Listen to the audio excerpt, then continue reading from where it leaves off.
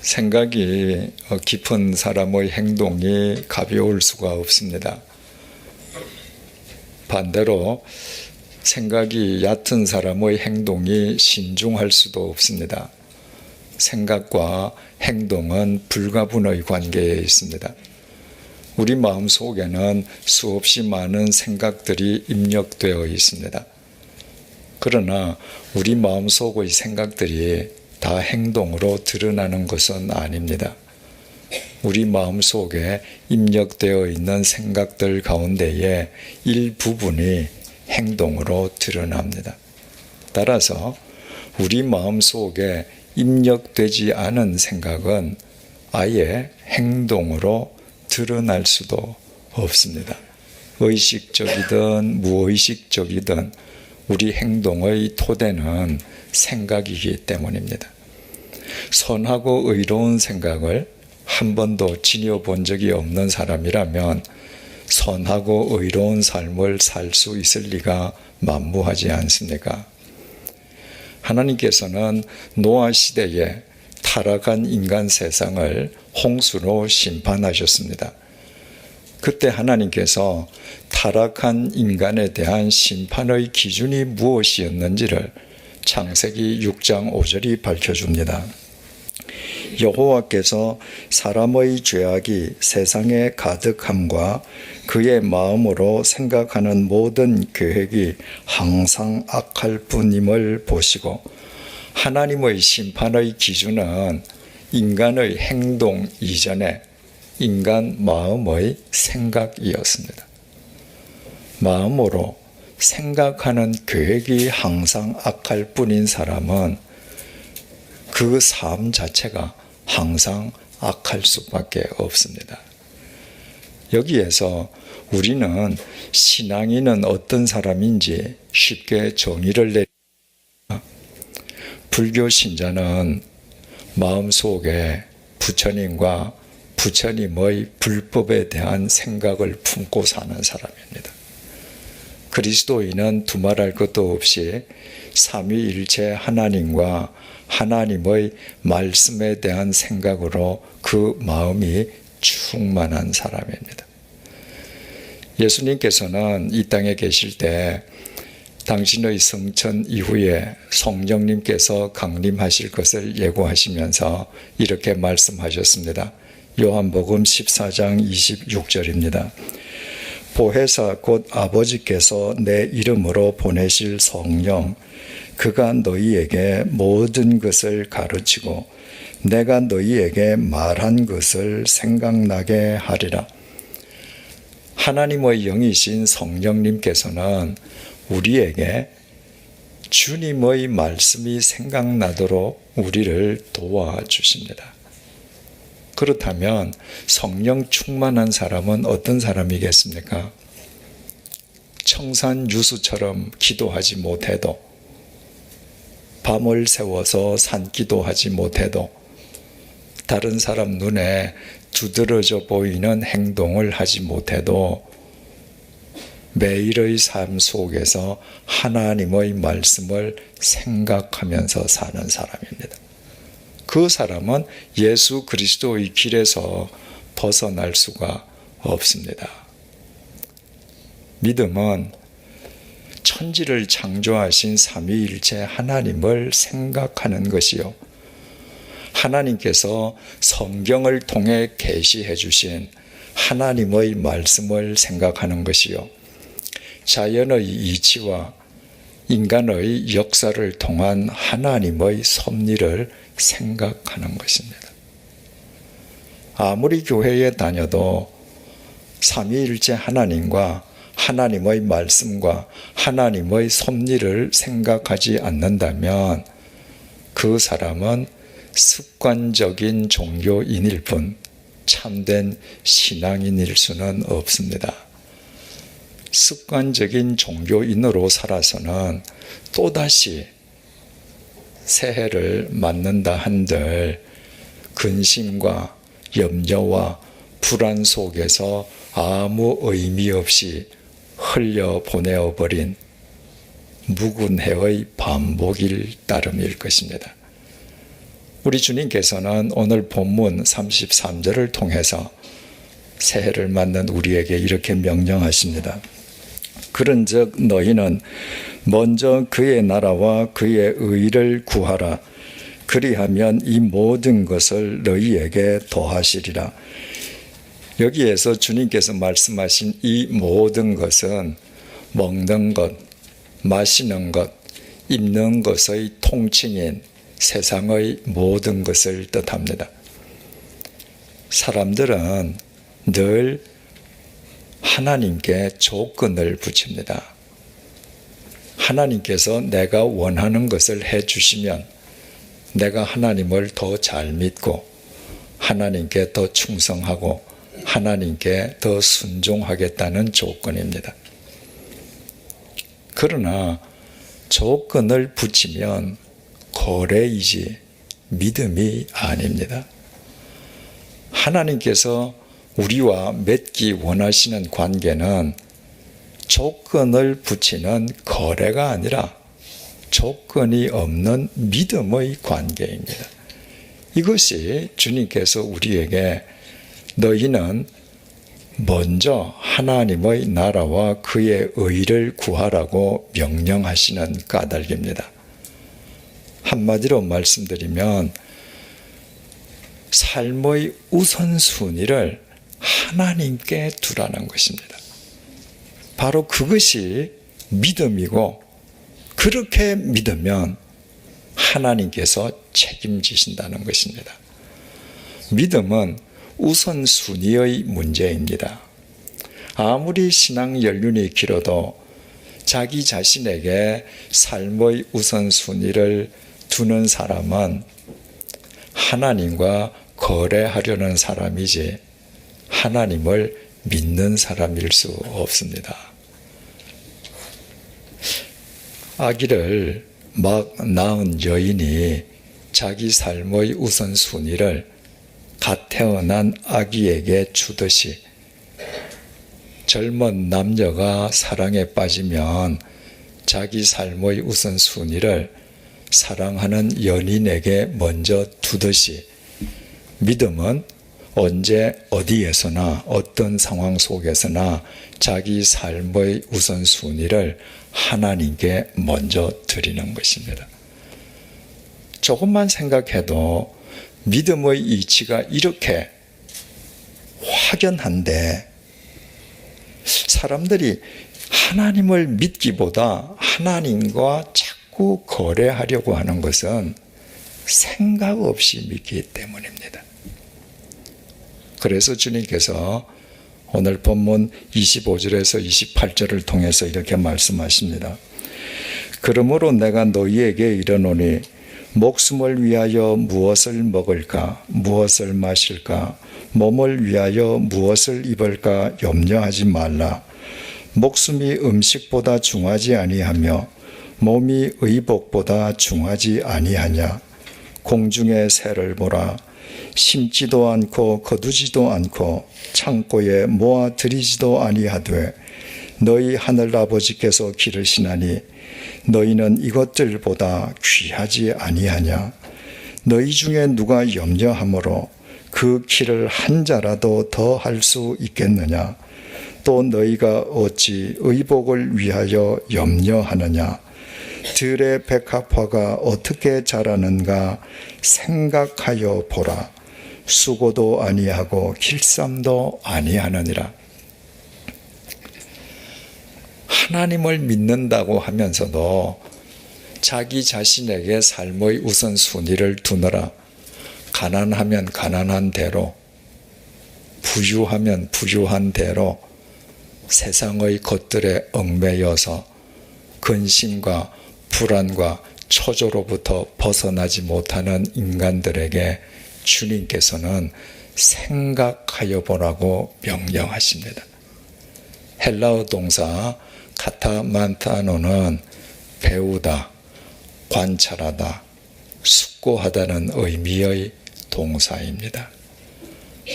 저 창공을 나는 새들에게서 한번 배워보십시오. 새들이 먹을 씨를 뿌립니까? 가을이면 추수해서 1년 먹을 양식을 창고에 쌓아둡니까? 전혀 그렇게 하지 않습니다. 하지만 새들은 하나님의 섭리 속에서 아무 근심 없이 하루하루를 최선을 다해서 살아갑니다. 인간의 신체를 한번 관찰해 보십시오. 아이의 키를 부모의 염려로 키울 수 있습니까? 염려로는 1mm의 키도 키울 수 없습니다. 하지만 끼니를 제대로 때우지 못하는 아무리 가난한 집 아이라도 하나님께서는 자랄 만큼 자라게 하십니다. 또 들에 피어 있는 꽃들이 어떻게 피고 자라는지 한번 생각해 보십시오. 꽃들이 아름다운 물감을 구하러 다니기 위해서 수고를 합니까? 꽃들이 직접 길쌈하는 수고를 합니까? 새들과는 달리 꽃들은 제자리에 가만히 있으면서도 꽃을 피웁니다. 그렇게 꽃을 피운다고 해서 꽃이 덜 아름답습니까? 오히려 그 반대입니다. 29절에서 30절입니다. 그러나 내가 너희에게 말하노니 솔로몬의 모든 영광으로도 입은 것이 이 꽃 하나만 갖지 못하였느니라. 오늘 있다가 내일 아궁이에 던져지는 들풀도 하나님이 이렇게 입히시거든 하물며 너희일까 보냐. 믿음이 작은 자들아.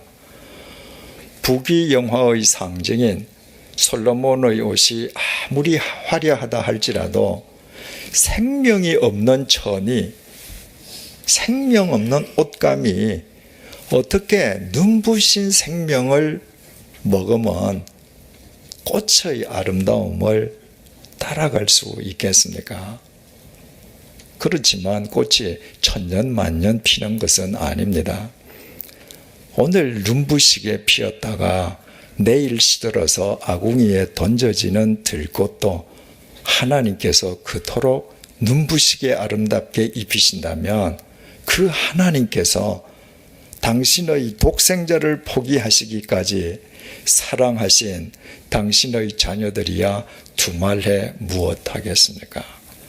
그런데도 그 하나님을 온전히 믿지 못하는 인간들을 향해서 주님께서는 하물며 너희일까 보냐. 이 믿음이 작은 자들아 질타하셨습니다. 2000년 전에 주님의 이 질타를 직접 받았던 사람들은 하나님을 믿지 않는 이방인이 아니라 하나님을 믿는다는 유대인들이었습니다.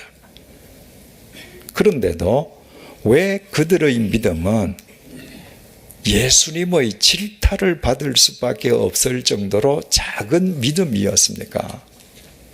하나님을 믿는다면서도 생각하지 않았기 때문입니다.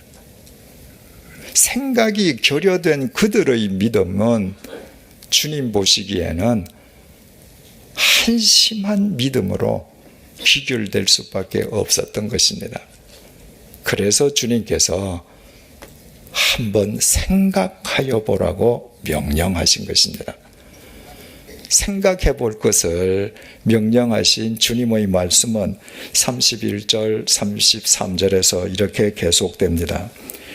그러므로 염려하여 이르기를 무엇을 먹을까, 무엇을 마실까, 무엇을 입을까 하지 말라. 이는 다 이방인들이 구하는 것이라.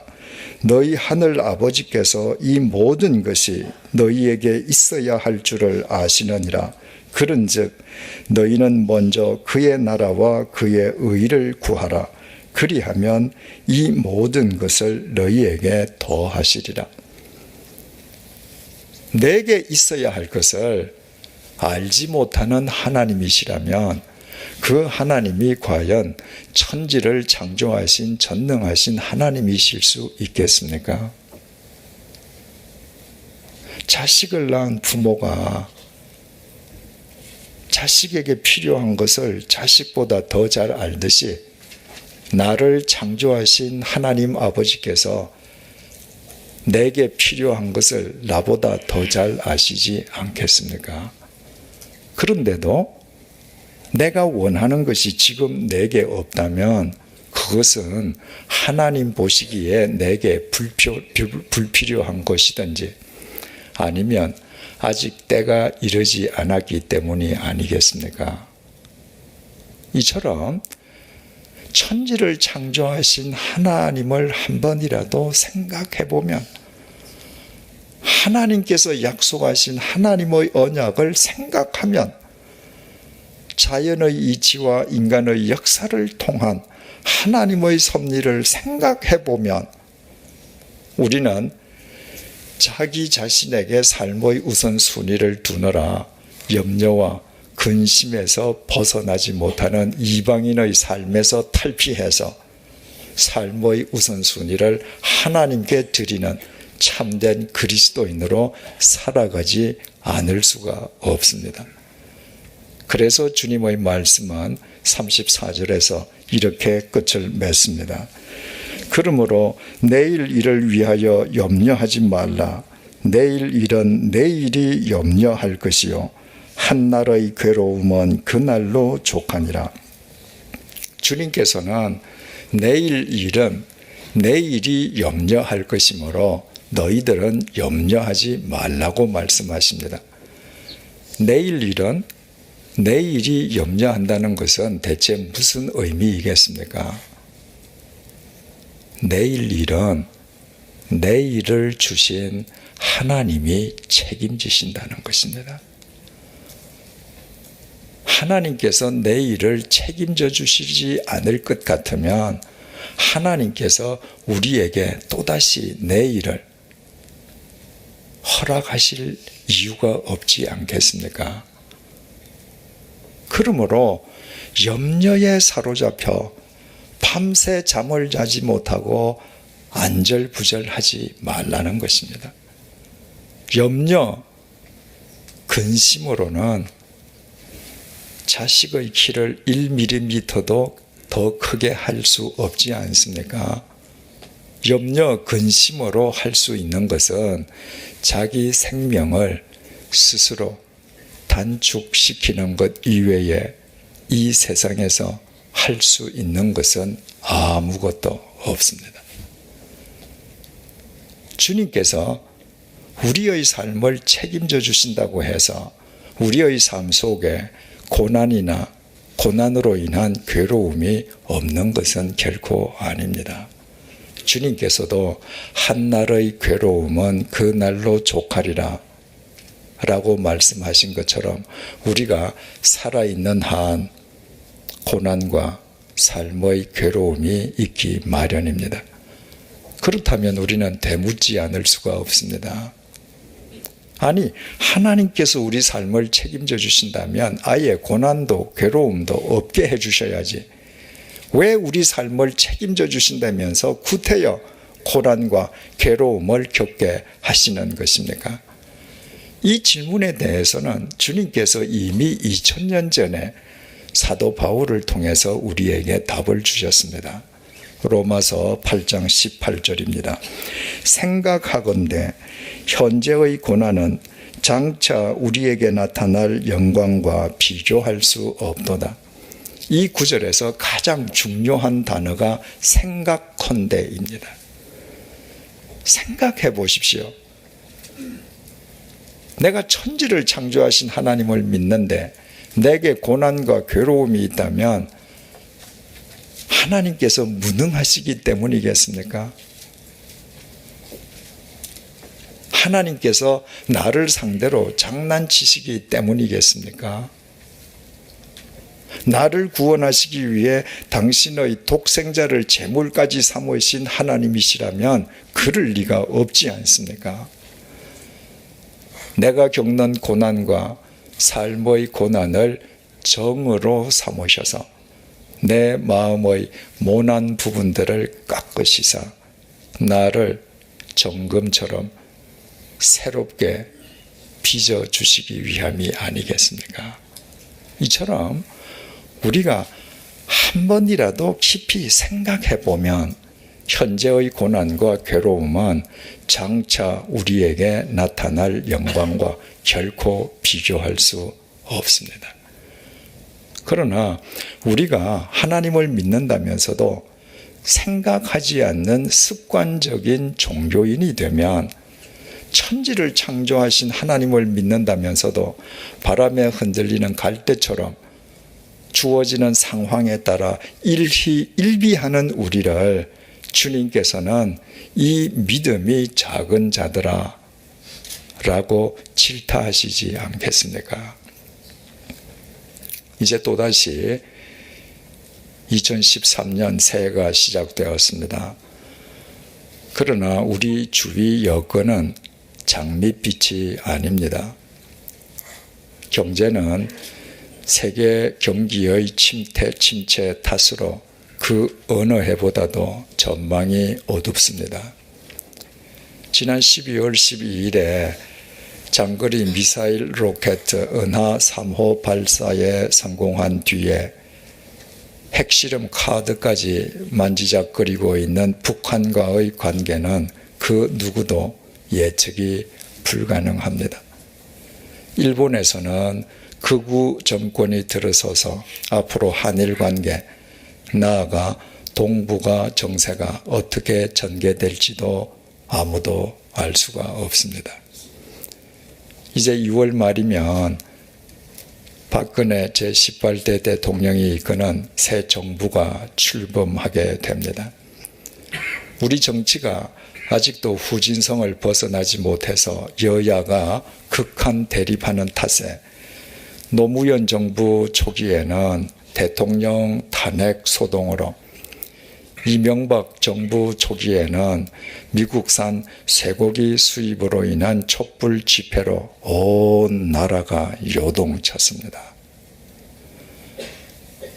박근혜 정부 초기에 여야가 또 어떤 극한 대립으로 우리를 불안하게 하려는지 그것도 알 수가 없는 노릇입니다. 이처럼 이제 막 시작된 2013년도는 전혀 낙관적이지 않습니다. 그렇다고 하나님을 믿는 우리가 불안과 근심과 염려와 초조 속에서 새해를 맞을 이유는 전혀 없습니다. 한번 생각을 해보십시오. 어느 해인들 문제가 없는 해가 있었습니까? 그러나 생각해 보십시오. 그 어느 해인들 하나님께서 책임져 주시지 아니하셨던 해가 또 있었습니까? 그러므로 생각해 보십시다. 2013년도를 우리에게 허락하신 하나님께서 이 해도 책임져 주시지 않겠습니까? 심지도 거두지도 모아들이지도 않는 새들이 어쩌면 창공에 저렇게 많이 살고 있는지 생각해 보십시다. 물감을 사러 구하러 수고하고 다니지도 않고 직접 길쌈도 않는 꽃들이 어떻게 그처럼 눈부시게 아름다운지 한번 생각해 보십시다. 그 모든 만물을 주관하시는 천지를 창조하신 하나님을 생각해 보십시다. 내가 필요한 것을 다 알고 계시고 세상 끝날까지 나와 함께 하신다는 하나님의 말씀을 생각해 보십시다. 이 세상 무엇이 대체 우리를 두렵게 하겠으며 우리가 두려워할 것이 무엇이겠습니까? 우리 모두 하나님을 생각하고 하나님의 말씀을 생각하고 하나님의 섭리를 생각하는 그리스도인으로 새해를 맞이하십시다. 그리고 언제 어디에서든 어떤 상황 속에서든 하나님께 삶의 우선순위를 드리는 참된 그리스도인이 되십시다. 비록 폭풍이 몰아쳐도 눈보라가 부러친다 할지라도 하나님께서는 반드시 그 모든 것을 합력하여 우리의 삶 속에 당신의 선한 뜻을 이루실 것이요, 우리 각자의 2013년은 하나님에 의해 진정한 새해로 엮어질 것입니다.